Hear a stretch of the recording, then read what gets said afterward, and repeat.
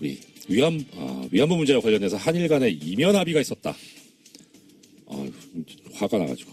자, 많은 국민들께서도 분노하고 계시는데요. 일본과의 굴욕적 죄송합니다. 목이 메이네 이 부분은. 네, 굴욕적 합의도 문제지만 합의 이후에 우리 정부가 이 할머님들과 국민들을 속여왔다. 이 충격을 주고 있는데 전문가이신 우리 한국정신대 문제대책협의회 상임대표이신 윤미향 대표님으로부터 이 문제에 대한 입장과 해설을 직접 들어보겠습니다. 반갑습니다, 대표님. 네, 안녕하세요. 네. 이런 일이 있어서 또 만나네요, 그죠? 그러게 말입니다. 자, 바로 네. 중요한 문제고 들어봐야 될 말씀들이 많으니까 바로 가겠습니다.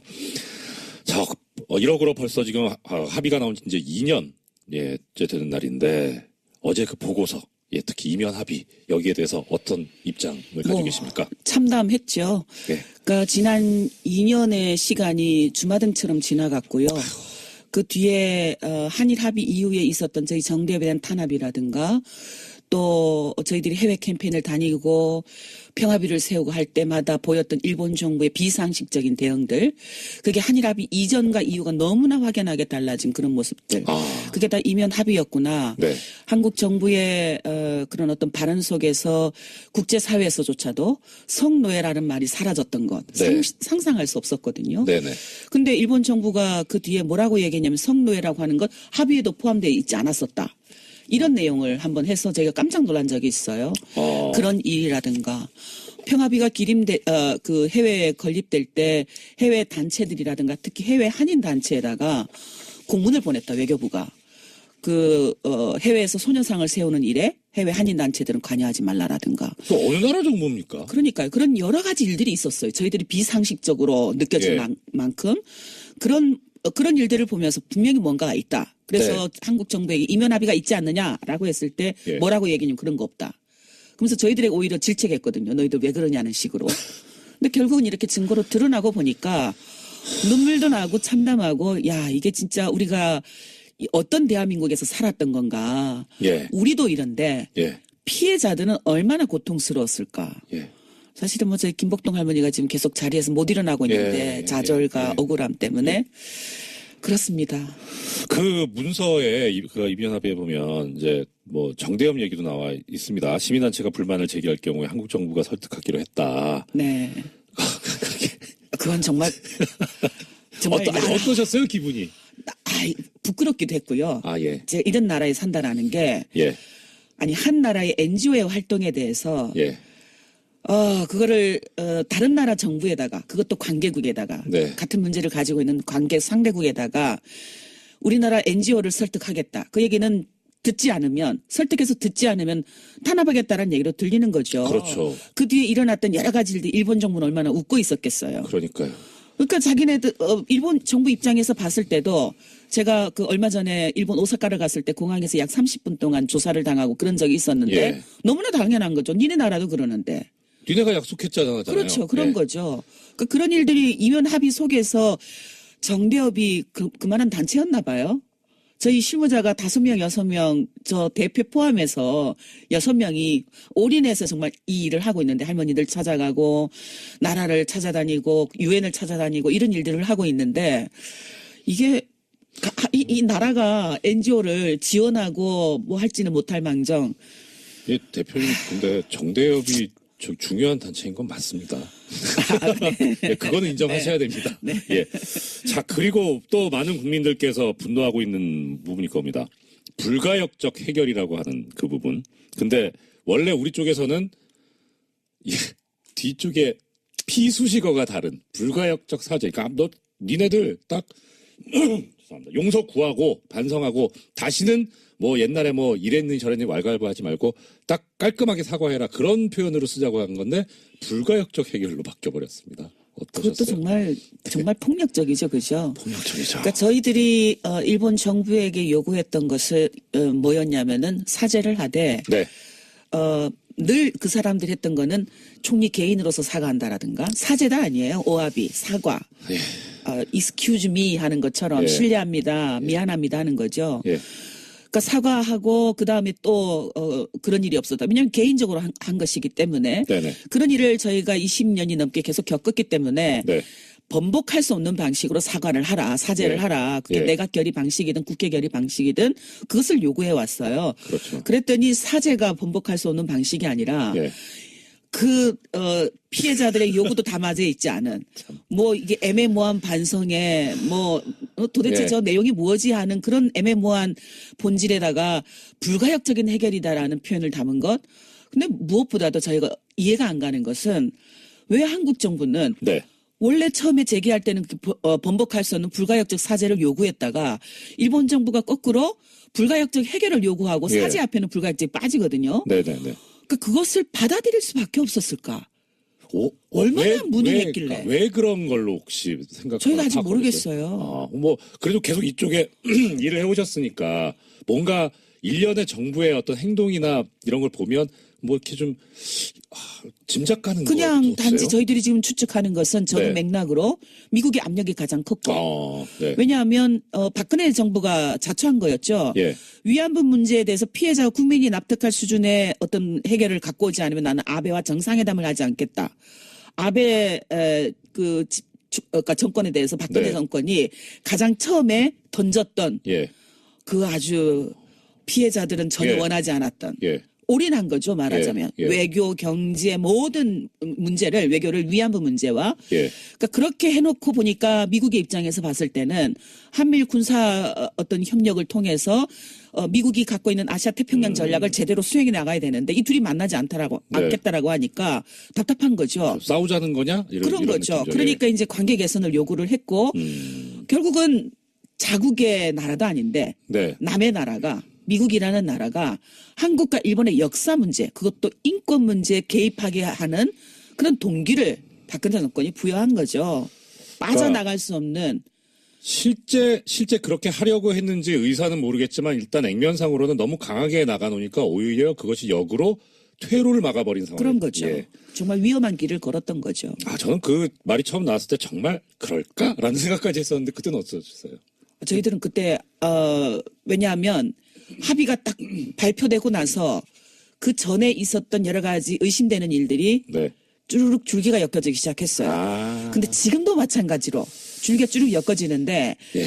합의가 그러니까 2015년을 들어서기 전까지는 한일 국장급 협의를 진행을 하면서 그때는 피해자들하고 설명도 하고요. 네. 피해자들이 8.15 관련해서 서한을 전달하러 가면 국장이 직접 나와서 할머니들에게 지금 진행을 하고 있는데 네.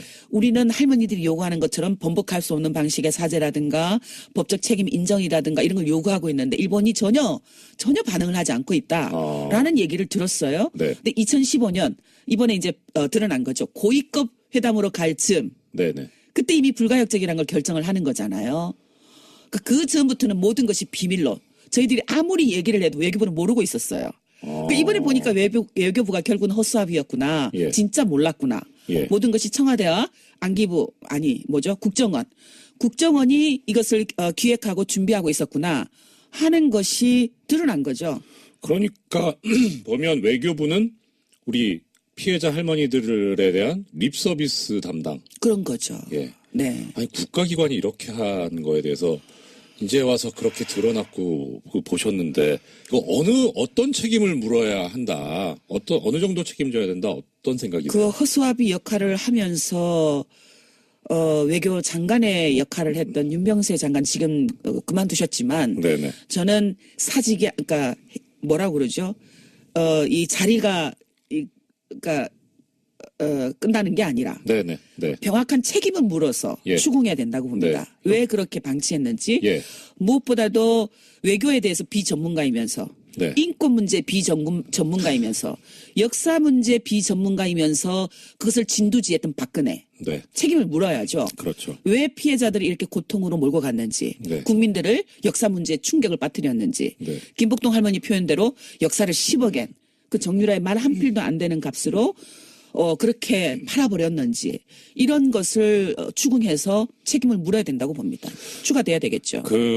어떤 이제 국민들께서 이런 말씀들을 하셨어요. 처음에는 그러니까 이 위안부 피해자 할머니들 이 문제에 관해서 처음에 이제 그렇게 강하게 이 일본과의 정상회담도 안 하겠다 뭐 이런 식으로 강하게 나가니까 박근혜 정부에서 또 여성 대통령이 되니까 이 부분은 좀 다르구나, 공감을 하는구나, 이런 얘기가 나왔었어요.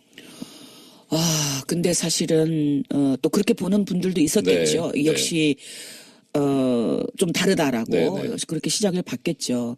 근데 저희들은 걱정을 하기 시작했어요. 네. 저 선언은 오히려 피해자들에게 희생을 만들어낼 수 있을 텐데, 물론 이제 뭐 해외 언론들이나 방송이 저희들에게 그 입장에 대해서 어떻게 생각하느냐라고 네네. 인터뷰를 할 때는 저도 그때는 외교를 약간 했던 것 같아요. 뭐 대통령의 뜻이 그만큼 강하다는 거 아니겠습니까? 예. 그런 식으로 이야기를 하면서도 그러나 걱정입니다. 예. 라는 얘기를 할 수밖에 없었는데 네.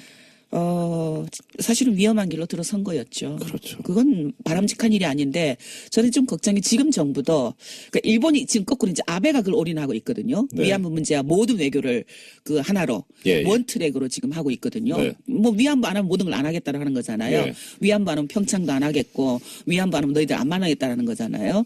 그러니까 거꾸로 그렇게 하고 있는데 이제 문 말씀 정부가 주셨는데 저희 그 일부 네티즌들은 그렇게 얘기합니다. 그 일본에서 그렇게 얘기하니까 하지마, 오지마 이런 얘기도 하고 있습니다. 이제 예, 그런 얘기 예, 볼 예. 때마다 저는 이제 댓글을 할 수가 없는데 네네. 현실이라는 게 정치라는 게 그럴 수가 없잖아요. 예, 그건 네, 그렇죠. 외교가 모든 뭐 위안부 문제만 있는 것은 아니고 풀어야 되는 건데 그건 정부가 지혜롭게 풀어야죠. 예. 네. 시간이 부족한데 꼭 여쭤보고 싶은 말씀 한 두세 개만 더 여쭤보겠습니다. 먼저, 자, 이제 그러면은 대표님께서 보시기에 이거 이제 어떻게 해결했으면 좋겠습니까? 답은 이제 나왔잖아요. 예. 정부가 무엇을 해야 될지 네. 한일 합의가 폐기돼야 되는 건 맞고 네. 근데 폐기되기 위해서 어떤 절차를 거쳐야 되느냐. 네. 지금 피해자들이 가장 불편해하고 있고 국민들이 힘들어하고 있는 그 10억 엔을 어떻게 반환할 것인가. 네. 그리고 화해치유재단을 해산하는 과정을 네. 밟아가야 되는 것 예. 사실 어려운 문제예요. 뭐 정치가 그 대통령은 더 골치 아프겠죠. 외교장관은 더 골치 아플 것이고. 근데 어떻든 해야 되는 숙제이니까 저는 이것을 계속 시간을 끌고 이걸 유지해 나가는 것은 1년, 2년, 3년, 1년 만에 끝날 수 있는 외교의 어떤 그 갈등을 10년, 20년 계속해서 남겨주는 역할을 할 수 있다고 생각을 예. 합니다. 예. 그러니까 지금 이런 TF팀의 결과 발표가 나왔을 때 정부가 이것을 근거로 해서 뭐 명확하잖아요. 국민들도 지지할 것이고 일본과 어떤 재협상이라든가 이런 건 지금 당장 어렵더라도 예. 대외적으로 대내외적으로 합의에 대한 명확한 정부의 입장을 표시해야 그리고 된다. 위안부 문제가 어떻게 해결해야 된다. 그건 피해자 중심. 정대협의 임미영 대표님이었습니다. 자, 1억으로 벌써 지금 합의가 나온 지 이제 2년 째 되는 날인데 어제 그 보고서 특히 이면 합의 여기에 대해서 어떤 입장을 가지고 계십니까? 참담했죠. 예. 그러니까 지난 2년의 시간이 주마등처럼 지나갔고요. 그 뒤에 한일 합의 이후에 있었던 저희 정대협에 대한 탄압이라든가 또 저희들이 해외 캠페인을 다니고 평화비를 세우고 할 때마다 보였던 일본 정부의 비상식적인 대응들 그게 한일 합의 이전과 이후가 너무나 확연하게 달라진 그런 모습들 그게 다 이면 합의였구나. 네. 한국 정부의 그런 어떤 발언 속에서 국제사회에서조차도 성노예라는 말이 사라졌던 것 네. 상상할 수 없었거든요. 네네. 근데 일본 정부가 그 뒤에 뭐라고 얘기했냐면 성노예라고 하는 것 합의에도 포함되어 있지 않았었다. 이런 내용을 한번 해서 우리 위안부 문제와 관련해서 한일 간에 이면 합의가 있었다. 화가 나가지고. 자, 많은 국민들께서도 분노하고 계시는데요. 일본과의 굴욕적 죄송합니다. 목이 메이네 이 부분은. 네, 굴욕적 합의도 문제지만 합의 이후에 우리 정부가 이 할머님들과 국민들을 속여왔다. 이 충격을 주고 있는데 전문가이신 우리 한국정신대 문제대책협의회 상임대표이신 윤미향 대표님으로부터 이 문제에 대한 입장과 해설을 직접 들어보겠습니다. 반갑습니다, 대표님. 네, 안녕하세요. 네. 이런 일이 있어서 또 만나네요, 그죠? 그러게 말입니다. 자, 바로 네. 중요한 문제고 들어봐야 될 말씀들이 많으니까 바로 가겠습니다. 그래서 제가 깜짝 놀란 적이 있어요. 그런 일이라든가 평화비가 그 해외에 건립될 때 해외 단체들이라든가 특히 해외 한인 단체에다가 공문을 보냈다 외교부가. 해외에서 소녀상을 세우는 일에 해외 한인 단체들은 관여하지 말라라든가. 또 어느 나라 정부입니까? 그러니까요. 그런 여러 가지 일들이 있었어요. 저희들이 비상식적으로 느껴질 예. 만큼 그런 일들을 보면서 분명히 뭔가가 있다. 그래서 한국 정부에게 이면 합의가 있지 않느냐라고 했을 때 예. 뭐라고 얘기는 그런 거 없다. 그러면서 저희들에게 오히려 질책했거든요. 너희들 왜 그러냐는 식으로. 근데 결국은 이렇게 증거로 드러나고 보니까 눈물도 나고 참담하고 야 이게 진짜 우리가 어떤 대한민국에서 살았던 건가. 예. 우리도 이런데 예. 피해자들은 얼마나 고통스러웠을까. 예. 사실은 뭐 저희 김복동 할머니가 지금 계속 자리에서 못 일어나고 있는데 예. 좌절과 예. 억울함 때문에 그렇습니다. 그 문서에 그 이변합의에 보면 이제 뭐 정대협 얘기도 나와 있습니다. 시민단체가 불만을 제기할 경우에 한국 정부가 설득하기로 했다. 네. 그건 정말 어떠셨어요 기분이? 부끄럽기도 했고요. 아 예. 제가 이런 나라에 산다라는 게 예. 아니 한 나라의 NGO의 활동에 대해서 예. 그거를 다른 나라 정부에다가 그것도 관계국에다가 네. 같은 문제를 가지고 있는 관계 상대국에다가 우리나라 NGO를 설득하겠다. 그 얘기는 설득해서 듣지 않으면 탄압하겠다는 얘기로 들리는 거죠. 그렇죠. 그 뒤에 일어났던 여러 가지 일들 일본 정부는 얼마나 웃고 있었겠어요. 그러니까요. 그러니까 자기네들 일본 정부 입장에서 봤을 때도 제가 그 얼마 전에 일본 오사카를 갔을 때 공항에서 약 30분 동안 조사를 당하고 그런 적이 있었는데 예. 너무나 당연한 거죠. 니네 나라도 그러는데. 니네가 약속했잖아요. 그렇죠. 그런 예. 거죠. 그러니까 그런 일들이 이면 합의 속에서 정대협이 그만한 단체였나 봐요. 저희 실무자가 5명, 6명, 저 대표 포함해서 6명이 올인해서 정말 이 일을 하고 있는데 할머니들 찾아가고 나라를 찾아다니고 유엔을 찾아다니고 이런 일들을 하고 있는데 이게 이 나라가 NGO를 지원하고 뭐 할지는 못할 망정. 예, 대표님 근데 정대협이 중요한 단체인 건 맞습니다. 예, 그거는 인정하셔야 됩니다. 네. 예. 자, 그리고 또 많은 국민들께서 분노하고 있는 부분일 겁니다. 불가역적 해결이라고 하는 그 부분. 근데 원래 우리 쪽에서는 뒤쪽에 피수식어가